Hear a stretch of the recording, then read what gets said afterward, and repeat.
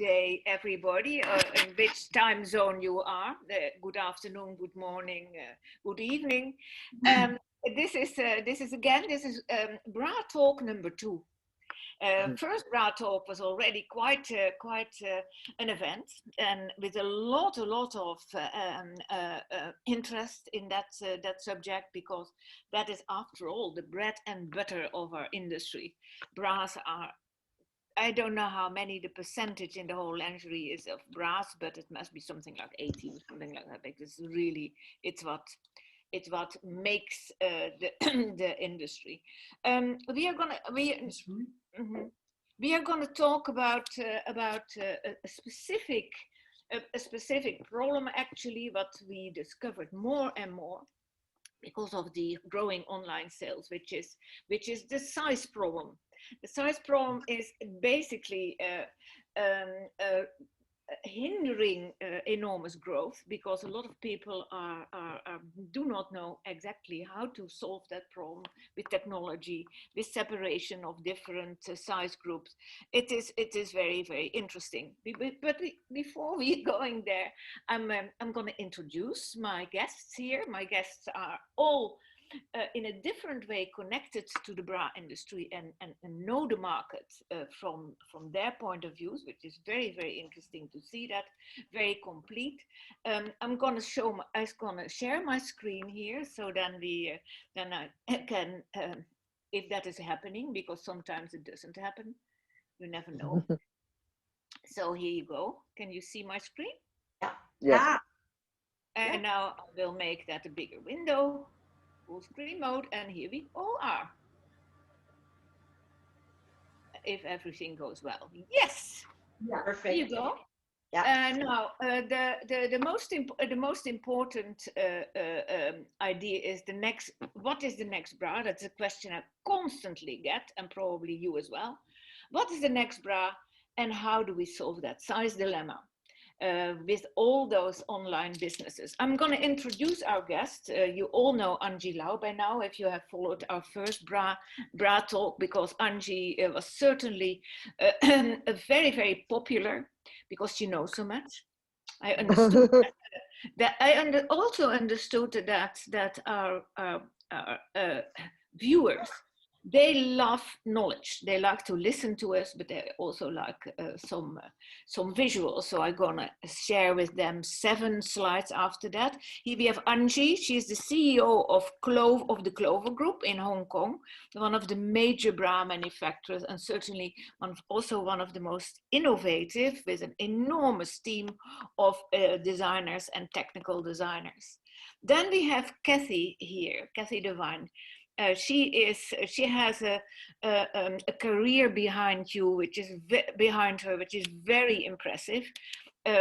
Basically, as a consultant or as a member of the staff, she has worked with all the big retailers in lingerie, from Victoria's Secret to and also to of course her last job, which is very interesting, and that is one of the reasons I invited her. Her last job, and a lot of people find themselves out of a job as a result of the COVID. Her last job was very interesting, because she was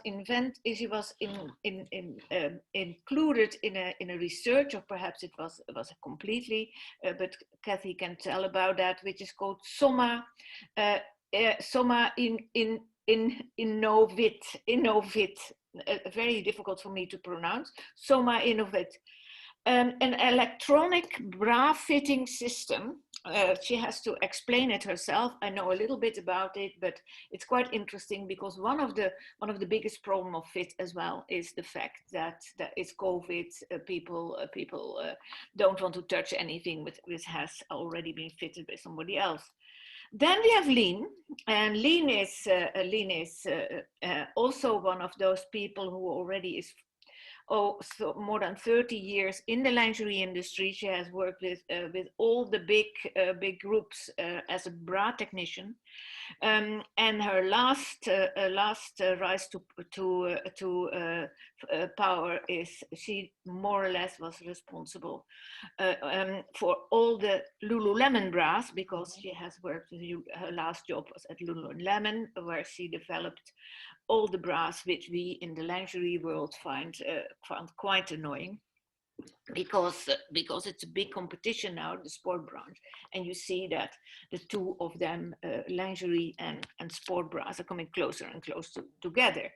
Now, Simona is not a typical born out of lingerie a person. She has a career in looking around her. Can I say that well, Simona? Yeah. Looking around the world, traveling, being everywhere, and she discovered the enormous problem with big size women who are actually never gonna find a bra in Italy. And her dream is, and I read her business report and all her studies, is to believe that customizing is a solution. Can that be direct total customizing, or can that be bespoke? Can there be a halfway? So that's also a discussion, because as you all know, not one bigger woman has the same size, even when they have to be pushed in a size group. It is the differences are incredible. So here we go. Let me now share some of my my screens. The biggest question is, especially from the whole market, what is happening after the crop top? And that is after the triangle, if you want. We summed up a little bit what we see around us. And according to me, I've never seen so much design in my life in the bra world as now, from a technical point of view, but also from an idea point of view. There are fantastic overlaps and boundaries disappearing between lingerie, beachwear, and activewear. There is a lot going on, but a lot of that is hardly brought together in a retail shop or available. You have to really, as a consumer, you have to really look very hard. The developments here we signal is that indeed the development of the bralette, there is an evolution. It's some of them now come in real sizes, but actually it's very much an S to XL bra sector, because the size problem, of course, is growing by the day. We also, and there we have it again, Triumph came up with total new concept. It's the first actually in a whole line of development, we hope, where the influence of sport is actually quite important. It's quite important because sport manufacturers have done an enormous research in stretch, also in knitting. There's all kind of new knit technology, Rauschiltronic knits, flat knits, all those shoes in knitted materials, and they actually are a little bit ahead of us. Triumph came with the Fit Smart series. Jacquard developed with Pen TS. Very interesting. I know in the meantime that also Wacol is working with a Japanese manufacturer to create something that from its technology, the shape and the fabric allows sort of half sizes. That's more or less what it is. So most women are between something. Then what is interesting is as well that most of us during COVID have become comfort creatures. And then there you see that for the everyday bra, sport bras become more and more everyday bras. So some sport bras, here we have a bra from Lululemon. A lot of bra manufacturers, bra brands try to get into that market with sport bras, but they still have a big problem to leave their valuable sizing system. We see that now that the other element that's coming in from a younger consumer, especially from a consumer point of view, and that is of course the enormous importance of sustainability and natural fibers, which doesn't really help because people are still asking for when can we make the real total sustainable bra, and Chantel has told that is coming now. And then we have another element in the inclusivity agenda, that is the differences in morphology, cultural, size-wise, and also a need in the inclusivity to have actually an even larger color range, and that as basics, and that doesn't help the SKUs either. And then the last element, of course, is us talking. Perhaps we can make some sense out of all that. You are all very clever women, and I'm sure that you all have thought about this problem, because that is really from a retail point of view an amazing hurdle, the inclusivity thing. So now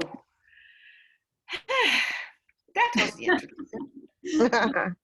Okay, tell me, Angie, did I sum it up a little bit as the reality of, or am I completely wrong? Because last time I remember you at a certain moment told me that you had a couple of launches at the same time. Yes. Angie is also working a lot for Lululemon, and also for, is that still the case for Savage and Fenty? Now look Yes. already Yes. at the difference between those two lines, and then with all those different sizes. I mean, one gets gray hairs already to think about the enormous organization to get it all out of your factory on time and in the right colors. Oh my God. Angie, tell us a little bit more. You are very clear on your presentation that this is how the world is evolving, especially during the COVID period where everybody is lounging at home. Obviously, they stay close to their Zoom and their WebEx and their Teams nearly every minute of the day. They get about 15 minutes to go to the toilet and then come back and sit down and talk. So everything relies on comfortable, body wear. Regardless whether it's a top or a knicker or your t-shirt or whatever.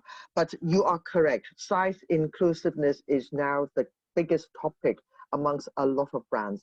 And Savage X Fenty has actually launched that concept in the best way possible, because when Rihanna came out with the fashion show, the message was loud and clear. I know there are many brands who has such a wide range, all right, from like when I started the Amazon private label called Core 10, they did 12 styles for their first launch in all sizes, but it's not as impactful as Rihanna. I mean, obviously, given her name and fame, that makes a huge difference, and it brings out the awareness that everybody is looking at inclusiveness. And I think it's important that all the brands are now catering to that inclusive market. If you look around ourselves, I'm growing bigger by the day, especially by sitting at home doing all the Zooms. Everything's growing bigger and bigger. I might need a larger bra size and a knicker size soon. So if you look at all this, your topic is right on the spot. All right. So you're very, very clever. I must say that again. Thank you. That I always say to people, that is all about knowing you all, because how else can you have so much pleasure still sitting out behind your computer? But go ahead. How you deal, because that is another interesting thing, that although there's a lot of difference in that Fenty collection from Rihanna, and a lot of different styles, and a lot of and now with menswear as well.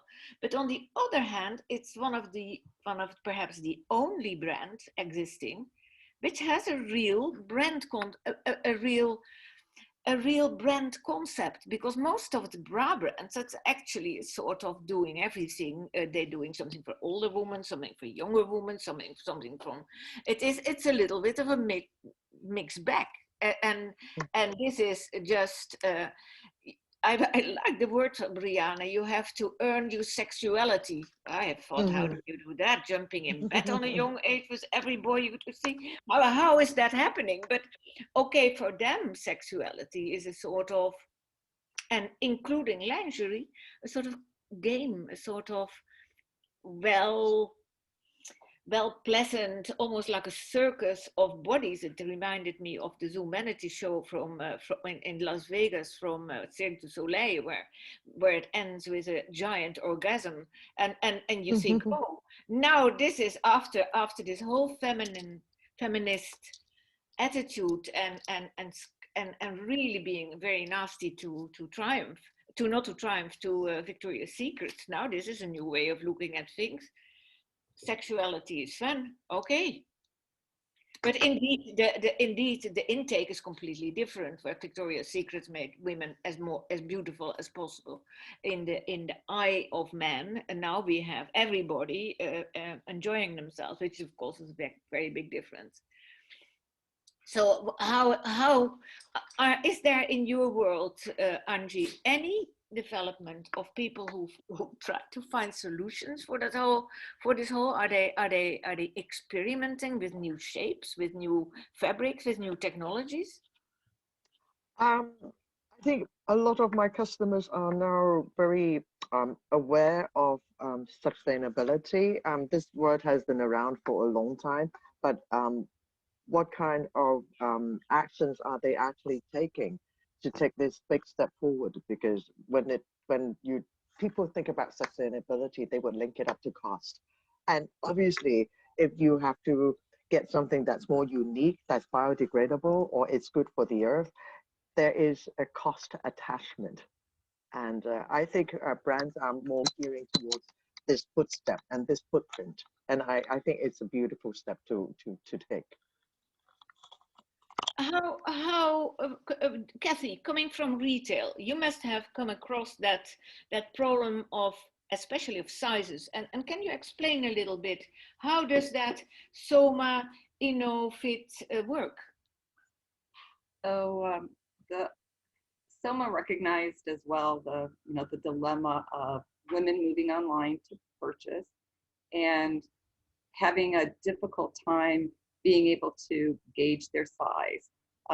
I don't know how many women are aware of it, but bra sizes are actually based on Victorian shirt sizes, which really don't have anything to do exactly with the measuring tape going around your body and finding the right size. And so it's confusing for women.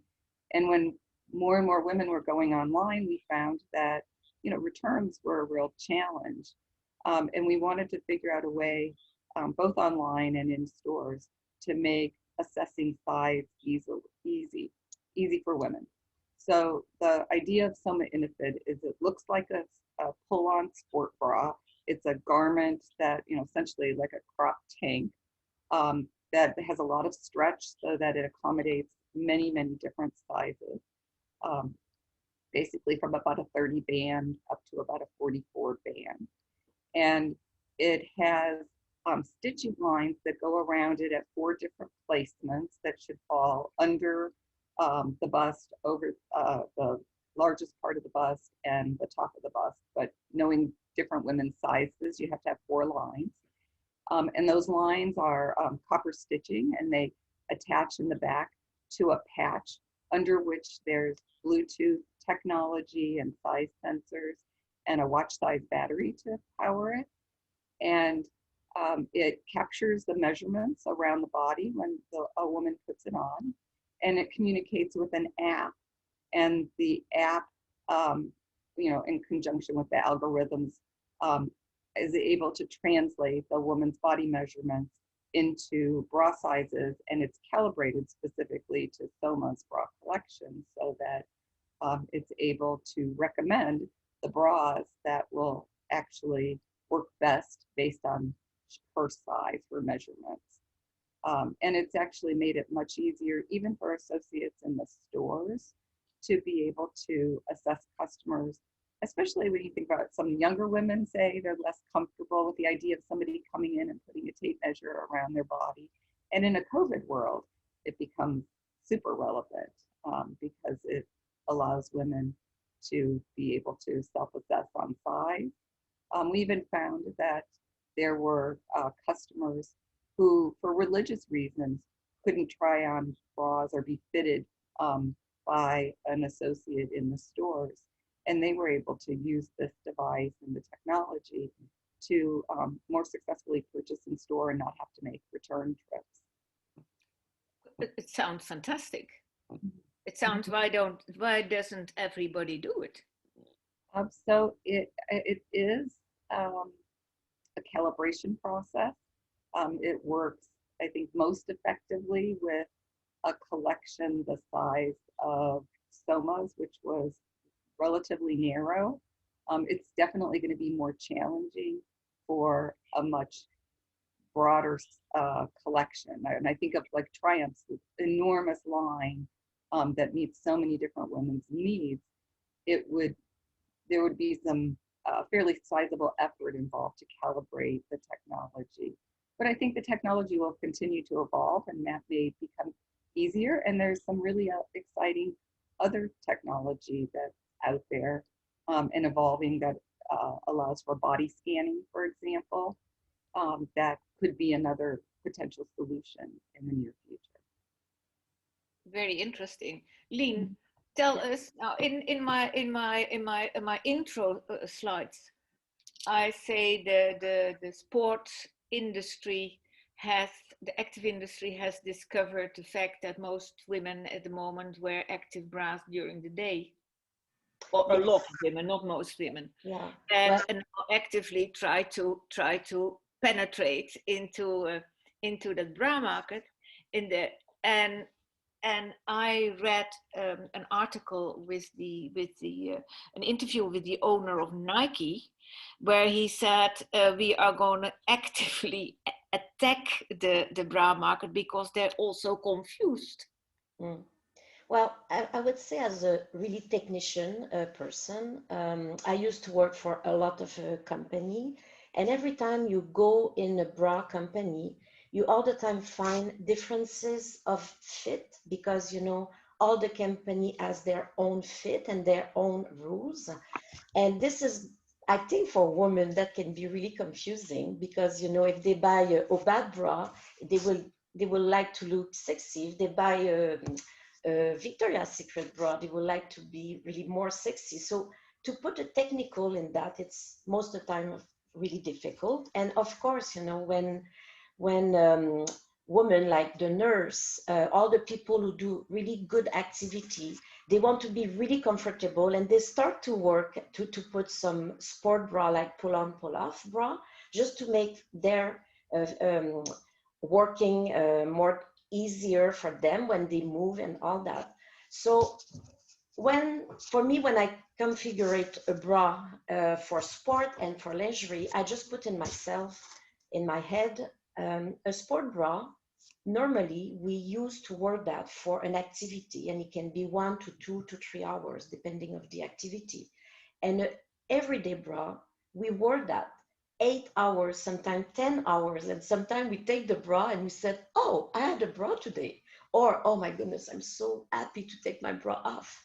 So it's really difficult to find a technical way between those because we have to be comfortable and support in both ways, and especially on the inclusive side, we need to be really supporting, comfortable, because, you know, a 38D and a 34D, a B is totally not the same. So to do a sport bra, we will combine fabric to make sure the fabric it's extension a little bit, but at the same time they will have lining inside to make sure the bra will be supportive and it will be compressed a little bit. But in a lingerie bra, we don't compress, we just support, and we put, you know, different components, really different than bras. So sport and lingerie, for me, it's kind of the same. We need the same support, the same comfort. But when we do jogging, we need to not feel the breast moving up, moving out like this. And when we wear an everyday bra, we need to be comfortable and forget we have a bra, because we're moving. Especially I'm thinking a lot about the nurse, because they have to do so many lifting people and to take care of people and move the people, and so they need to be really comfortable. Yes, now that is now something that everybody wants, not Yes. only the regular sizes, Simona, but also very, very, very big sizes. And you did the research in Italy. Tell us about that. Yeah, actually, the today customers are very choosy. They are very demanding because they are looking for something which we can just see on PC, and we can look for whatever we want. But when I started thinking of this project, I made myself a question. I asked myself, but if these women can find whatever they want worldwide, and even though they keep on looking for something special, I guess, what's the gap on the market? So I thought that most likely they would like to be cuddled on top, and they was expecting to find something bespoke or made to measure. And since in Italian we are all artisans, because we do by ourselves, by hand, we are very creative, I thought to create something very unique for each woman. I mean, a lingerie made to measure for fuller sizes women, because actually, as Elaine told previously, we don't very often we don't find the matching with our breast and a suitable size for us. So we have to figure out women which have very big boobs, and they have to. I mean, they wake up and they go to bed with their breast, with their chest, and they have to bring with them every day 10 kilos, 7 kilos. So we have to think about that. And as far as I'm concerned, if they keep on looking for something, it means that right now on the market, there is a lack of market, a lack of product, which can be supported by the bespoke and especially the made to measure. Especially in Italy, we have a lots of fabrics, accessories. So why not to offer something which is fully dedicated to each of them? Because actually, as far as I'm concerned, actually we shouldn't call customers or clients, but we should call friends, because they need to be cuddled. I mean, you go, you meet them, you have a coffee, you drink a coffee together, you take measurements for her. That's why they expect. They simply want to be snuggled. So I support, I presume that actually, if you ask them something, they will be on top on telling you what's lack on the market, what are they looking for. So you did an enormous research. I saw comparative research as well, and you came to the conclusion that actually there's quite a number of manufacturers with big sizes on the market, but not what you presume that woman really wants. I suppose, actually. Yeah, you want something very sexy. Yeah, of course. Even because most of the plus size women are also young women.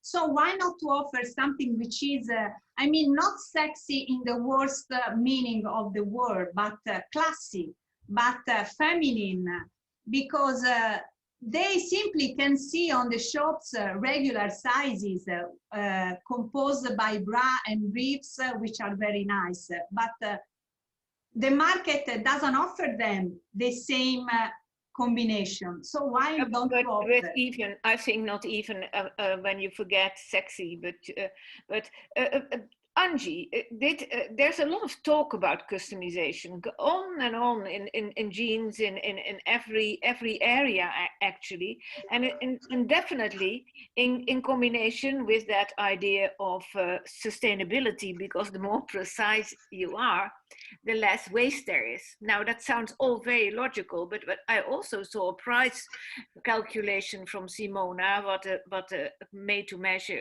customized made to measure bra would cost, and she came at 500 euro. Now, we in the bra industry shockingly fall from our chair when we hear that kind of prices, because in the last couple of years the market has been so incredibly disturbed by all those price actions that we more or less already we find a bra of 59 euro quite pricey. So that is now let's forget the price, because there must be women who are so interested in having something that really fits that I can imagine. But how far are we from customization? Now suppose now Kathy has her device, we gave the woman the device, and we say to you, make a cussy here, make a bra. Could a company like yourself, Angie, imagine that? Could you say, I have components and laying there and there on one size, and then like in tailoring, you alter them to fit? Is that a possibility with new technology? I don't know. I think at this stage for us, it's pretty difficult. If you look at the overhead that we have, if you're trying to do bespoke for every customer, that means it's like making one sample a day for a customer as a sample. And that is extremely costly, not to talk about the minimums and the fabrications and the trims and the componentries, where you will have massive liabilities.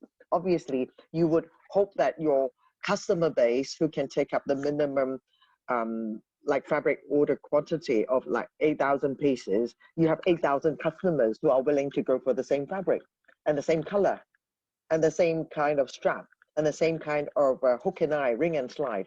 That way, you still have to overcome the hurdle of fitting in 8,000 sizes. And how do we do that? Obviously, if you know, Kathy can share her device, it would make our lives much easier. But also, how do we incorporate that into the manufacturing side?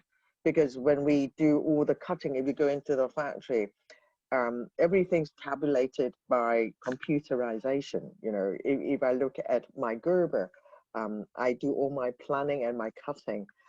So I need to have all the fitting done for 8,000 customers at the same time. So I get all the fitting sizes and the cut panels right. It would be extremely difficult. I'm not saying I don't want to explore it, but I don't think I can have the investment at this stage to do that, unless you know. Yeah, investment is a huge cost.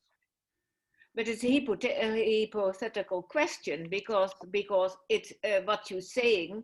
It could be done when 8,000 people. It could be with added cost, of course, when 8,000 people Yes. are agreeing with the same color and the same lace and the same components. Yes. That is one huge hurdle. You need to have the support of the whole supply chain as well, I think. Otherwise, it will be extremely tough for us. But how would you? But I'm sure someone else would be starting that. At this stage for Clover, I don't think we have the capabilities to go into a bespoke portfolio at this stage. But Angie, what you are telling, that's 100% true, because actually when I began thinking of this project, I was thinking of making a big production. I mean, a huge production, but actually it was not possible because if I don't find an investor, for me, it's impossible to do something like that. So the only reason, Exactly.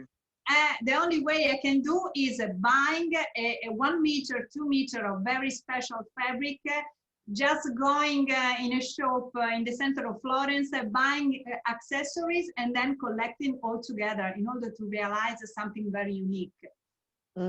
Yes, I totally agree with you. I wish I could support you, Simona, but you know, if I look at what I have, you know, in Clover right now, we have a few thousand people to you know, put bread and butter on the table for them and their families.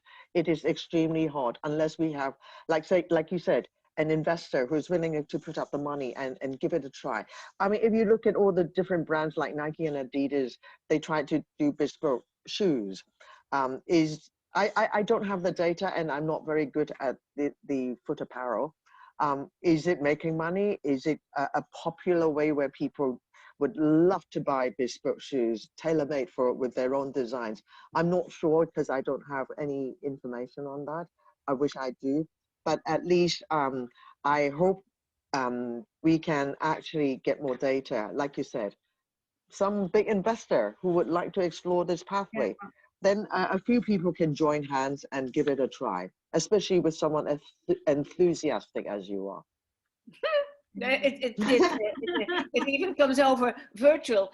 Lien, with your way of designing there, you say in sport we use a lot of compression technology, and still you don't have these massive size systems. No, well, what is difficult, it's like Angie said, for personalization, we have so many different measurements to do a bra and so many components. So when we do our sport bra at Lululemon, we will try to all the time to look at the profile, and we will have to find a consistency between all our bra to make sure our customer, when they came to our store, they're looking for a sensation and they're looking for something they will support them at the same time. But at the same time, when they do yoga, they don't want to feel anything, even your inclusive size or smaller size. So the fabric will be really important, but inside of the bra, we will include different components to make sure we can support a yoga bra, a train bra, or a sport, a run bra. And all those little things, it's inside of the bra, but the outside looks, it's just fabric. So that it's the way to answer the kind of the personalization, because, you know, we will respond for a sport or an activity. But in an everyday bra, to do a personalization, it can be really difficult because we have so many measurements, so many sizing, and so many secret and different brands. So that would be difficult to achieve. And yours, I can attest to Lynn, what she said. We've been working together for so long. I think in the Clover portfolio, the bras that we worked with Lynn are one of the most complex ones. Yes, yeah. And just talking about molding, you know, when we do a molding, and Angie can talk about that because Clover are so specialists in molding. But when we do a molding for sport bra, we cannot have a molding who will follow the breast. We have to have a molding who will compress the breast, and we have to find a consistency and a measurement grading to make sure when we arrive in a bigger size, we need to have that full support, but that compression at the same time. So we will work with this is really technical, but we will work with the diameter, with the and, you know, and we will put inside of the fabric, we will put another lining with a different molding to make sure it compress, but he extend at the same time, and he gives the comfort. So it's really complex. You don't have to tell me. I can imagine that it's very complex. But Cathy, somebody said that this very clever system of these sensors built in the bra. So one buys that fitting bra. No, that is not a bra to wear. Correct. You It's purchase it and then you get yeah, so it's a fitting device. And you buy that, and then you take it home, and then it gives you, does it indeed gives you adapted sizes of soma according to the different materials used? So again, it's, you know, because it's a relatively narrow line of bras at Soma, it's actually been calibrated. The measurements have been calibrated to many wear trialers who we've used to evaluate the fit of each bra and the measurements of a large group of women. And it's an algorithm, so it gets smarter with time as well. The more women who are measured and can provide feedback even in the app on how the bra fit them relative to their expectations, the smarter it gets. But I guess I envision this space as being ripe for disruption. I think the bra space is ripe for disruption, like other industries have been recently. And I think that maybe there's this opportunity for some industry leaders to come together and talk about how could we accomplish this. And certainly things like fit, flexibility, and materials that allow fit to be more flexible is one part of it. But I think the other piece is I look at like what's happening with body scanning. Right now there's technology out there that's allowing sports teams to scan the heads of individual participants and get a customized helmet. Okay, not at, you know, $59 like a average bra price. There's definitely a premium, but the trade-off is that, you know, you have much better protection from head injury. There's body scanning that's used for fitting prosthetic devices for people. We have to figure out how to cross the threshold with this technology to make it work for mass customization. And like Angie says, I think she's absolutely dead on. You know, we have to get probably some early stage investment, somebody who's willing to say, I'm going to work with this problem and come up with solutions in the bra space. We sell millions and millions of bras globally. And how many women say they're wearing a bra that's not comfortable? We have to be able to solve for this. And I think it's a combination of fit flexibility, mass customization, and figuring out that model in the supply chain and in the retail model for it.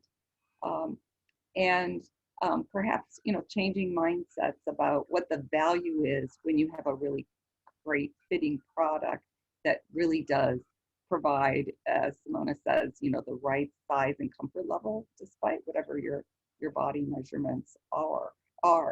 So I think it's something we have to get the right heads together, and potentially an investor who's willing to say it's going to take some trial and error to try to find that solution.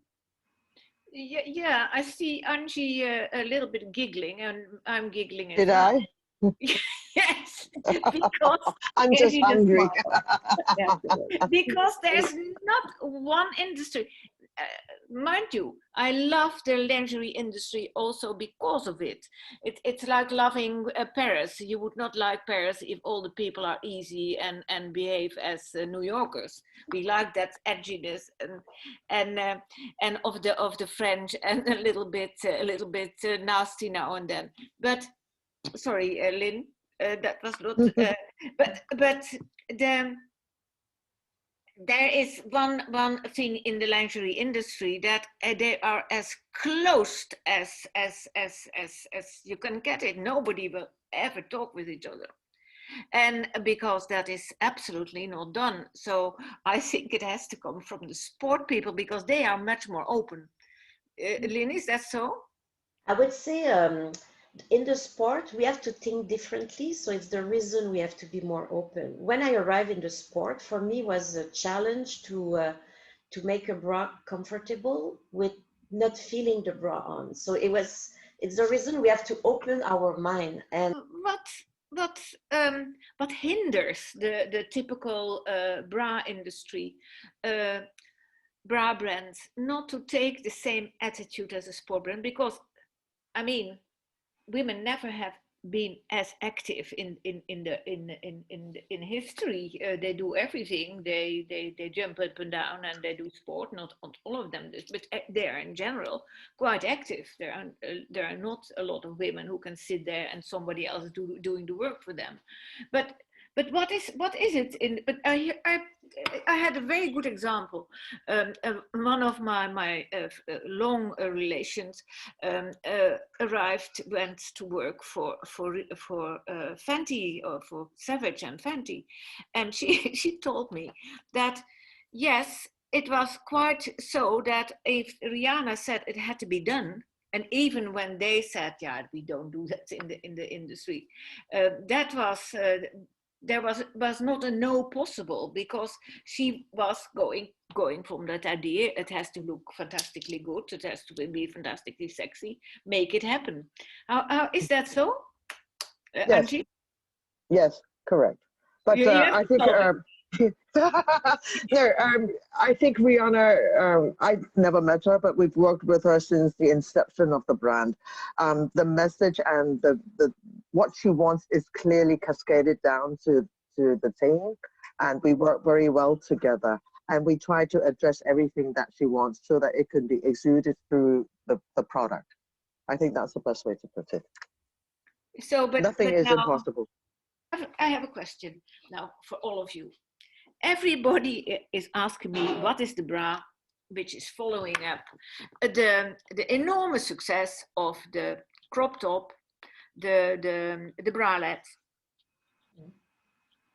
What is it going to be? What is the hit we all have to make? Now, to give you a clue, I already know from Triumph that Fit Smart bra is breaking all records, despite the fact that I think it still can be better, but because it's rather harsh, but it seems to be fantastic, doing fantastically. But what do you think the bra of the future will be?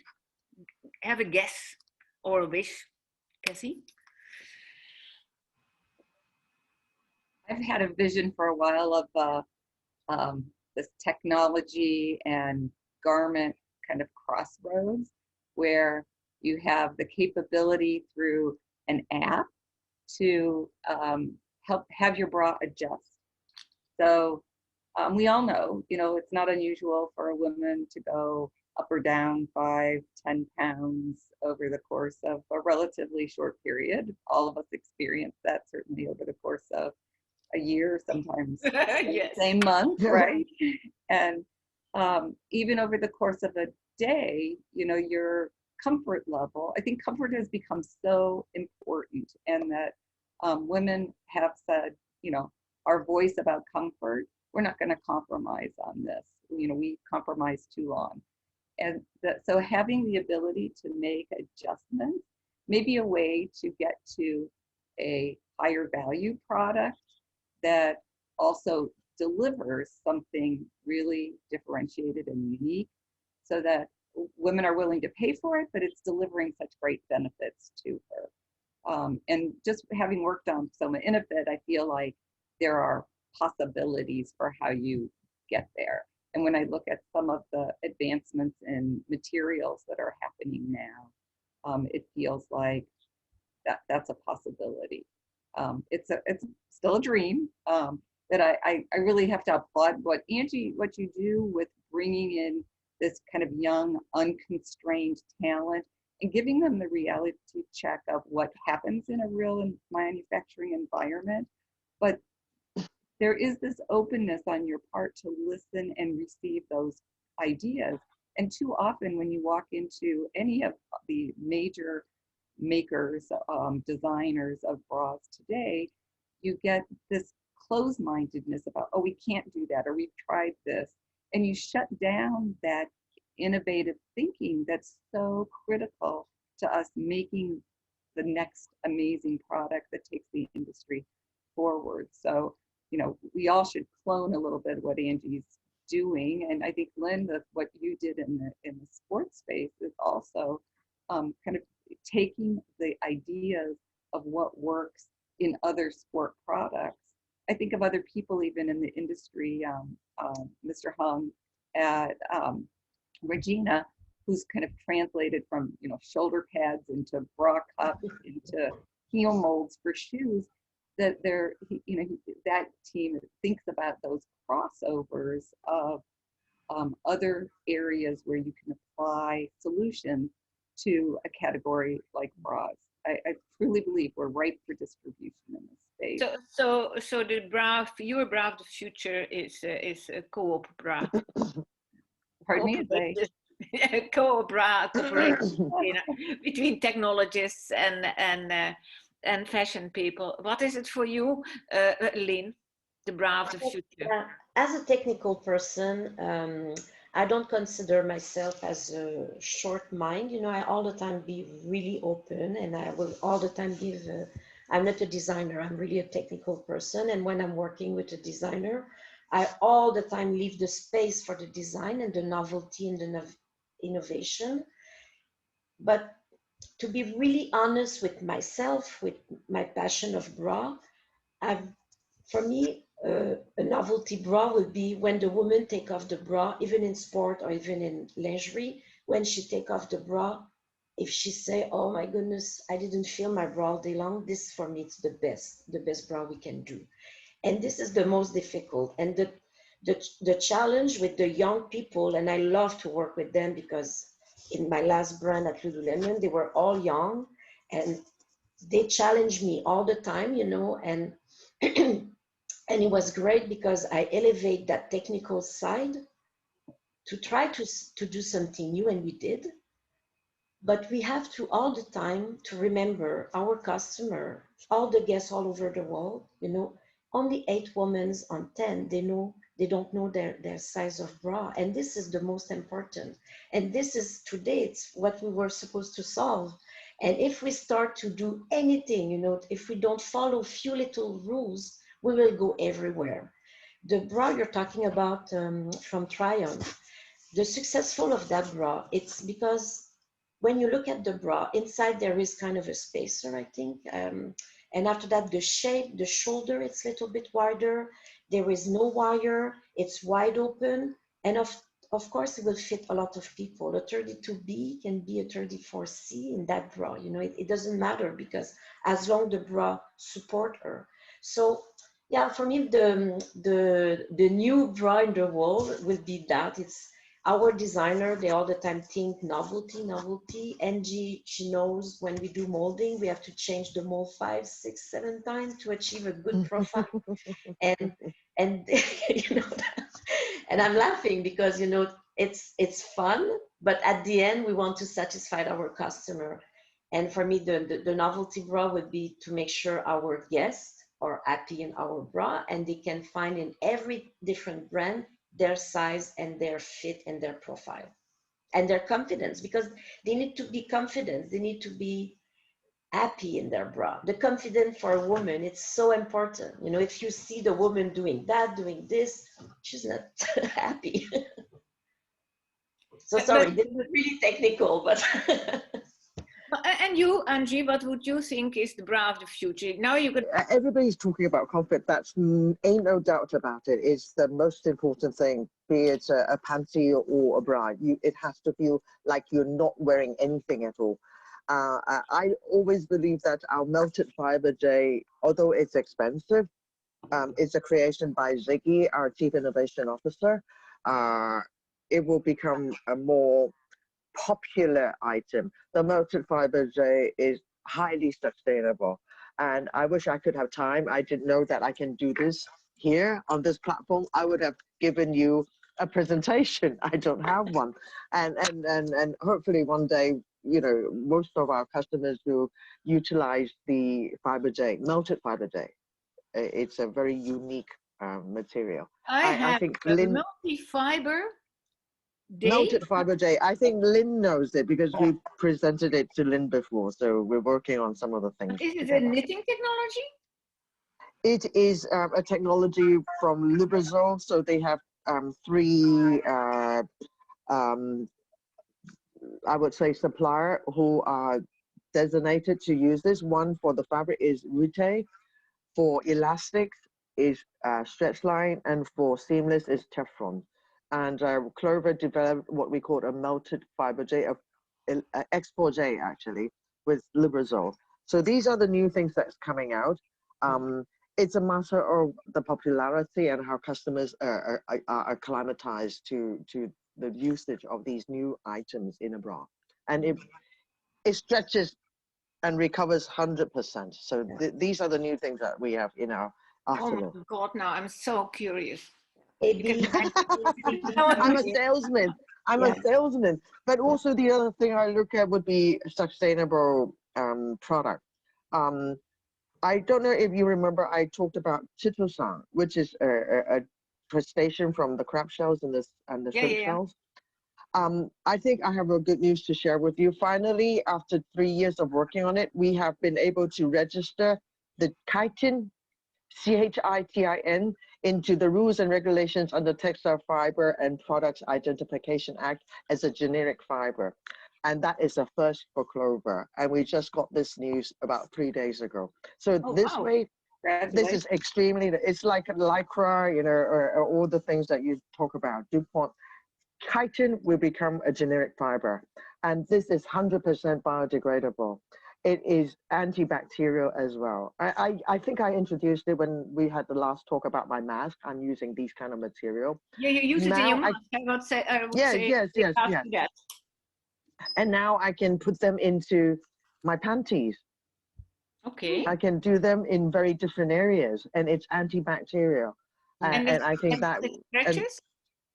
It has very little stretch, but yes, with the cotton, it's been spun into a yarn, a cotton yarn, and we can make that into the gusset of a panty.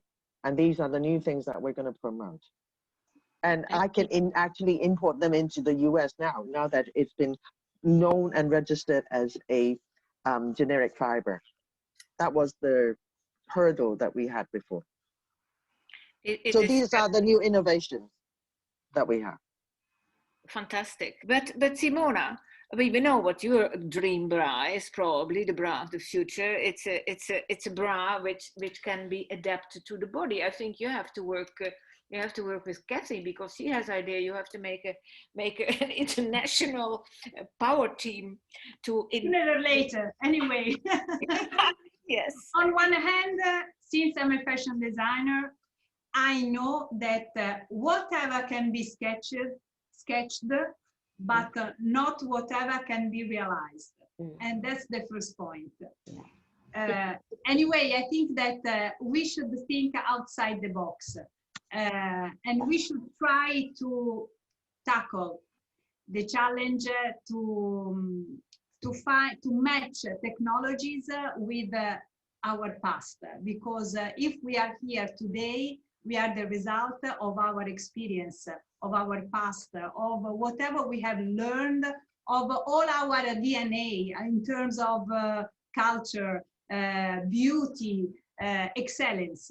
So we should combine these two matches, these two details, in order to approach a better future.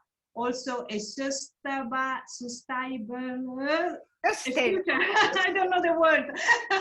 I mean, a future who can support and help the nature, because this is important. Without nature, we can no longer live. So we should try to approach and see fashion in a different way. Yeah. Problem. Let's now say, we're rounding it up. What is the first step to avoid the size problem? Is that the woman knowing her size? Because that is what we also discussed last time, and that makes me incredibly skeptic. How can brands constantly hammer on women's heads that they don't fit the right size, and they don't wear the right size, as if this woman can help it, that suddenly she bought another brand and that size is not good for her and nobody has told her that. And so that whole idea of the woman is responsible for better sizing or better comfort. I do not believe that, to be honest. I think it is the responsible of the industry, no? Yeah, I do, but I think we have to create an appetite for something that doesn't exist right now. I guess I'd ask you to think about the idea that it wasn't that long ago that we didn't all walk around with a computer in our pocket or handbag. And today we figured out that that's a critical part of our existence, and we devote a significant chunk of budget to buying those devices and paying to be connected to them and time to using them.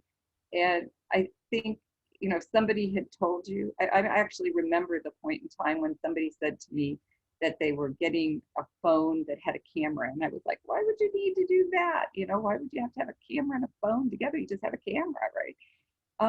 That we have to find as an industry or a group of industry members the way that we disrupt this industry, because the reality is, from a sustainability point of view, we can't produce bazillions of throwaway garments anymore. It's not the right thing for the planet, and consumers are becoming more sensitive to that. So we need a higher value product that delivers something much more compelling to the customer that would warrant her, you know, so say she's buying 5 $50 bras a year, or if she's, you know, shopping at Walmart, she's buying, you know, $10 bras a year. You know, is there a way to take that budget of $100 to $250 and find, you know, 1 or 2 bras that deliver a much more higher level of benefits to the consumer in terms of fit, comfort, and they address the sustainability issue because they aren't throwaway products. They accommodate her changing fit needs or styling needs or the shape. I mean, I think the profile piece that Lynn mentioned is super important too, because in the sport bra space, you're compromising, you know, shape to a certain extent with most of the products that are out there.